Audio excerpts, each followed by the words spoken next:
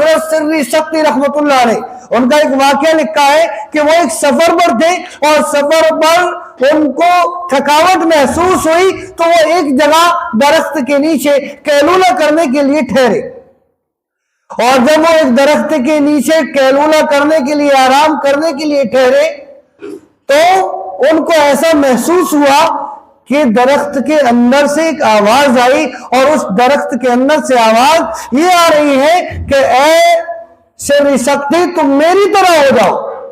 درخت کیا کہہ رہا ہے ان بزرگ سے کہ تم میری طرح ہو جاؤ۔ بڑا عجیب معاملہ، کہنے لگے سکتی رحمت اللہ علیہ کہ میں درخت تیری طرح کیسے ہو جاؤں؟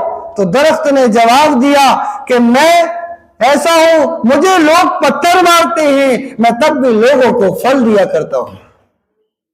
مجھے لوگ پتھر مارتے ہیں اور میں لوگوں کو پھل دیتا ہوں، میری طرح ہو جاؤ۔ اب بزرگ تھے، اللہ والے تھے، اللہ نے ان کی عقل کوئی معمولی نہیں تھی، اللہ نے ان کو دانشور بنایا تھا۔ بڑی دیر تک تو سوچتے رہے کہ درخت کتنا اچھا ہے کہ لوگ اسے پتھر مارتے ہیں اور یہ تب بھی لوگوں کو اپنے پھل دیا کرتا ہے، اتنی اچھی خاصیت ہے اس درخت کے اندر۔ اور پھر بھی لکڑی کا آخر کار کیا کام ہوتا ہے بتائے؟ ارے جلایا جاتا ہے، آخر کار کیا ہوتا ہے؟ کتنا بھی استعمال ہو جائے اس کا آخر اینڈ کیا ہوتا ہے؟ اس کو جلا کر کے ختم کر دیا جاتا ہے۔ حضرت سکتی رحمت اللہ علیہ کہتی تیرا کام تو بہت اچھا ہے درخت، کہ لوگ تجھے پتھر مارتے ہیں اور تو ان کو پھل دیا کرتا ہے، لیکن تیرے ساتھ یہ کیا معاملہ ہے کہ تجھے جلنا کیوں پڑتا ہے، آگ میں کیوں جانا پڑتا ہے؟ تو معلوم ہے درخت کا کیا جواب تھا؟ درخت نے جواب یہ دیا کہ میرے اندر خوبیاں تو بہت اچھی ہیں، میرے اندر یہ خوبی تو بہت اچھی ہے، لیکن ایک میرے اندر بہت بڑی کمی ہے۔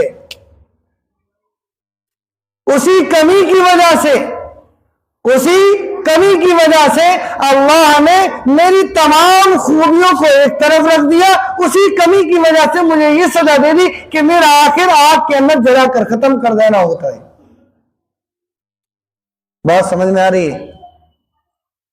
اتنا اچھا کام درخت کا، لوگ پتھر مارے وہ ان کو پھل دے، لیکن پھر بھی تجھے آگ میں جلنا پڑے، یہ کیا بات ہے؟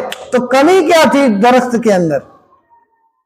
تو درخت نے کہا کہ جدھر کی ہوا چلتی ہے میں ادھر ہی کی طرف چلنے لگتا ہوں، جس طرح ہوا چلتی ہے میرا رخ بھی، میری شاخوں کا رخ، میری ڈالیوں کا رخ اسی ہوا کی طرف ہو جاتا ہے۔ اور ہمارا اور آپ کا بھی حال یہی ہے۔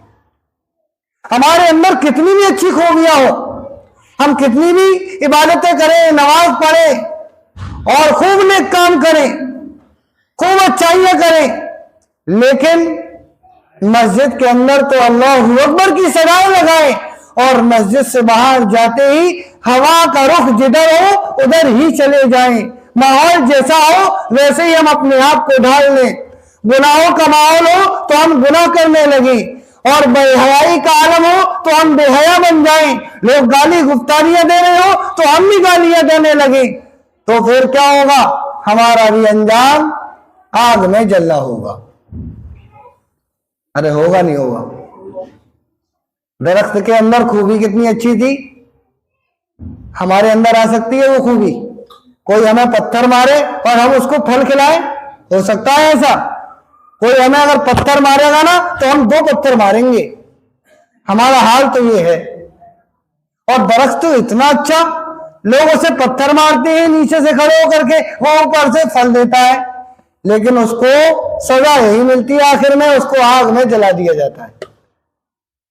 تو ہمارا آپ کا حال بھی درخت کی طرح ہے، لیکن اللہ نے ہم سب کو ایک کیفیت کے لیا جائے، اس کو ایک قوت ارادی جس کو کہا ہے، استقامت اور مضبوطی، وہ نہیں ہے۔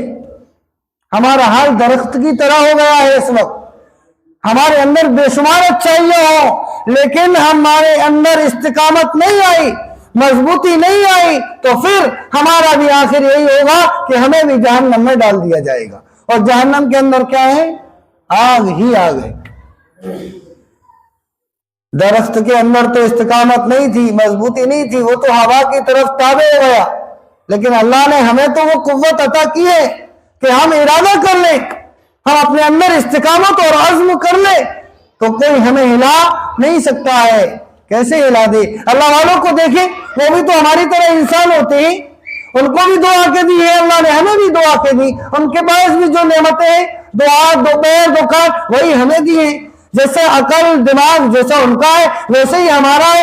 ان کے اندر استقامت مضبوطی ہے، ہمارے اندر استقامت مضبوطی نہیں ہے.